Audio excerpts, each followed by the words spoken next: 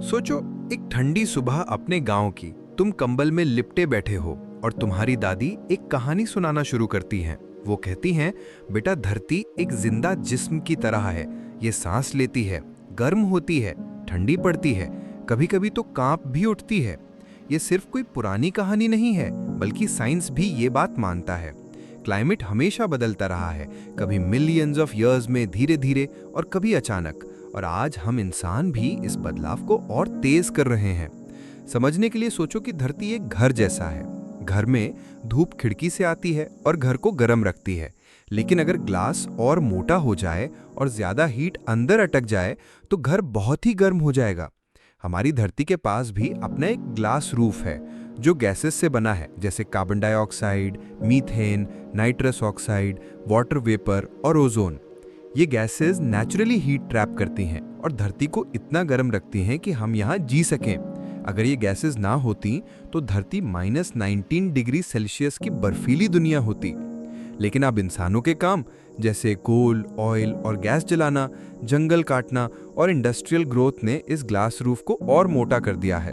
अब ज्यादा गर्मी फंस रही है और धरती एक गर्म घर बन रही है। इसे ही हम ग्लोबल वार्मिंग कहते हैं, जो क्लाइमेट चेंज का दिल है। लेकिन क्लाइमेट चेंज सिर्फ गर्मी की कहानी नहीं है, ये धरती और सूरज के डांस की कहानी भी है। बहुत पहले एक सर्बियन साइंटिस्ट मिलुटिन मिलानकोविच ने बताया था कि धरती अपनी पोजीशन और मूवमेंट, जैसे टिल्ट, वॉबल और ऑर्बिट की शेप बदलती है। ये छोटे छोटे बदलाव हजारों सालों में होते हैं और डिसाइड करते हैं कि कब आइस एज आएगी और कब खत्म होगी। ये प्रकृति का अपना क्लाइमेट लिखने का तरीका है। लेकिन आज साइंटिस्ट को चिंता नेचुरल रिदम की नहीं, बल्कि इंसानों की वजह से आई तेजी की है, जो सिर्फ कुछ ही सदियों में हो रही है। अगर तुम धरती के पुराने क्लाइमेट को देखना चाहते हो तो सोचो जैसे एक बड़ी बर्थडे केक को ड्रिल करके उसके लेयर्स देखते हो। हर एक लेयर एक साल की कहानी बताता है। साइंटिस्ट्स भी कुछ ऐसा ही करते हैं। ग्रीनलैंड और एंटार्क्टिका के ग्लेशियर्स में वो लंबे लंबे आइस के सिलेंडर्स निकालते हैं, जिन्हें आइस कोर्स कहते हैं। इनके अंदर छोटी छोटी हवा की बबल्स फंसी होती हैं, जो हमें बताती हैं कि हजारों साल पहले हवा में कौन सी गैसेस थी। ये आइस कोर्स ये दिखाते हैं कि ग्रीन हाउस गैसेस आज अपने लास्ट 800,000 ईयर्स के रिकॉर्ड से भी ज्यादा बढ़ चुकी हैं। अब जरा बाहर चलो और असर देखते हैं। किसान कहते हैं कि अब बरसात अपने पुराने तरीकों पर नहीं आती।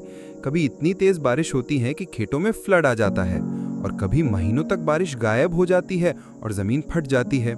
गर्म धरती का मतलब है कि गेहूं, चावल और मक्का जैसे अनाज को नई परेशानियां झेलनी पड़ती हैं। ज्यादा गर्मी मिट्टी की नमी को कम कर देती है, मिट्टी को खारा बना देती है और प्रोडक्टिविटी को गिरा देती है। फूड सिक्योरिटी, मतलब कि सबके लिए खाना उपलब्ध होगा या नहीं, हिल जाता है।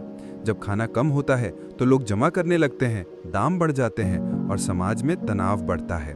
पानी, खेती की जमीन और जंगल के लिए झगड़े दुनिया के कई हिस्सों में अभी से शुरू हो गए हैं। जानवर भी इसकी कीमत चुका रहे हैं। सोचो, पोलर बेयर्स जो पहले बर्फ के मोटे शीट्स पर घूमते थे, अब बर्फ पिघलने की वजह से फंस जाते हैं।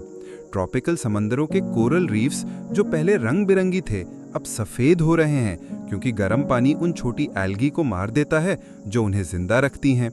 पक्षी, पौधे और कीड़े मकोड़े अपने घर ठंडी जगह की तरफ शिफ्ट कर रहे हैं, लेकिन सब इतनी जल्दी नहीं कर पाते। कुछ, जैसे सेंट्रल अमेरिका का गोल्डन टोड, हमेशा के लिए गायब हो चुका है। हमारे समंदर, जो धरती का 2/3 हिस्सा कवर करते हैं, वो भी मदद के लिए पुकार रहे हैं। ये ज्यादा कार्बन डाइऑक्साइड को पी जाते हैं और ज्यादा एसिडिक बन जाते हैं, जो शेल फिश और कोरल्स को कमजोर बना देता है। गर्म पानी फैलता है और ग्लेशियर्स के पिघलने से सी लेवल और तेज बढ़ता है। छोटे आइलैंड कंट्रीज और कोस्टल शहरों को डर है कि अगले कुछ दशकों में वो डूब जाएंगे। सिर्फ आधा मीटर सी लेवल का बढ़ना ही मिलियंस को घर से निकालने पर मजबूर कर सकता है। वोल्केनोज, ओशन करंट्स और ड्रिफ्टिंग कॉन्टिनेंट्स जैसे प्राकृतिक फोर्सेस, जो कभी क्लाइमेट को धीरे धीरे बदलते थे, आज इंसान के कामों से दबा दिए गए हैं। जंगल तेज गति से काटे जा रहे हैं, जो सिर्फ नेचर के एयर प्यूरिफायर्स को ही नहीं खत्म कर रहे, बल्कि सनलाइट के रिफ्लेक्ट होने का तरीका भी बदल रहे हैं। शहरों और इंडस्ट्रीज का पोल्यूशन हवा को एरोसोल से भर देता है। छोटी पार्टिकल्स जो कभी सनलाइट ब्लॉक करके थोड़ा कूलिंग कर देते हैं, तो कभी हीट ट्रैप करके वार्मिंग और बढ़ा देते हैं। और सबसे डरावनी बात, हमारी सेहत। 2003 में यूरोप में एक हीट वेव ने 20,000 से ज्यादा लोगों की जान ले ली थी। इंडिया में हर साल हजारों लोग गर्मी के मार से मर जाते हैं जब तापमान 45 डिग्री सेल्सियस से ऊपर चला जाता है। गर्मी काफी हद तक मच्छरों को भी बुला रही है, जो मलेरिया और डेंगू जैसी बीमारियां उन जगहों तक ले जा रहे हैं जो पहले उनके लिए ठंडी होती थी। वर्ल्ड हेल्थ ऑर्गेनाइजेशन कहता है कि क्लाइमेट चेंज हर साल अभी से हजारों जान ले रहा है और आगे और खतरा है। इकोनॉमिस्ट भी वार्निंग देते हैं कि नुकसान भारी होगा। हरिकेन्स और साइक्लोन्स कुछ घंटों में ही बिलियन डॉलर्स की प्रॉपर्टी तबाह कर देते हैं। ड्रॉट्स फसलों को खत्म कर देते हैं, खासकर गरीब देशों में जो अपनी रोजी रोटी खेती से कमाते हैं। कोरल रीफ्स जो टूरिज्म और फिशरीज से बिलियंस कमाते हैं, खत्म हो रहे हैं, उनके साथ उनके इकोनॉमिक फायदे भी। अगर अभी कुछ नहीं किया गया तो क्लाइमेट चेंज ग्लोबल जीडीपी को 20% तक घटा सकता है, जो अभी एमिशंस को कम करने के खर्चे से बहुत ज्यादा है। फिर भी इन सब कठिन सच्चाइयों के बीच कुछ उम्मीद की कहानियां भी हैं।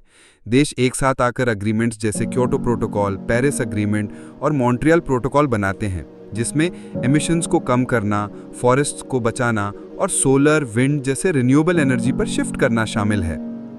भूटान, एक छोटा हिमालयन देश, पहले से ही कार्बन नेगेटिव है, मतलब वो जितना कार्बन निकालता है उससे ज्यादा एब्जॉर्ब करता है। ये दुनिया को दिखाता है कि प्रकृति के साथ मेल करके रहना मुमकिन है। क्लाइमेट चेंज सिर्फ नंबर्स, ग्राफ्स और साइंटिफिक रिपोर्ट्स की बात नहीं है। यह हमारे खाने, पानी, घर, सेहत और विरासत की बात है। ये कहानी हर दिन लिखी जा रही है। उन फ्लड्स में जो घर बहा ले जाते हैं, उन किसानों में जो देरी से आई बरसात का इंतजार करते हैं, उन बच्चों में जो पोल्यूटेड हवा में सांस लेने के लिए संघर्ष कर रहे हैं। सवाल ये है कि हम चुपचाप स्पेक्टेटर्स बनेंगे या इस बदलाव की कहानी लिखने वाले स्टोरी टेलर्स। आखिर क्लाइमेट पहले भी बदला है, लेकिन इस बार कलम हमारे हाथ में है। अगला चैप्टर हम ही लिखेंगे।